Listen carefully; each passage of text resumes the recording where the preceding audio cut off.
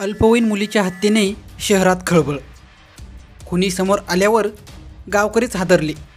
आपल्या मुलांचं भलं व्हावं असं सर्व पालकांना वाटते। त्यासाठी प्रसंगी ते कठोरही वागतात, पण काही वेळा हाच कठोरपणा जीव घेणारी ठरू शकतो। अशीच एक धक्कादायक घटना समोर आली आहे। एका अल्पवयीन मुलीची हत्या करून तिचा मृतदेह जमिनीत पुरण्यात आला। पोलिसांना या गोष्टीची कुणकुण लागताच त्यांनी मृतदेह बाहेर काढून खुनाचा तपास सुरू केला। मात्र त्या दरम्यान जी माहिती समोर आली ती ऐकून सर्वांनाच धक्का बसला।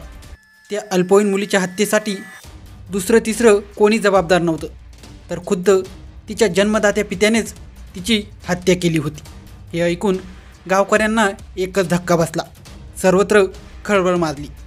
3 दिवसांनी हे प्रकरण उघडकीस आलं आणि पोलिसांनी चौघांना अटक केली, पण तो नराधम पिता अद्यापही फरार आहे।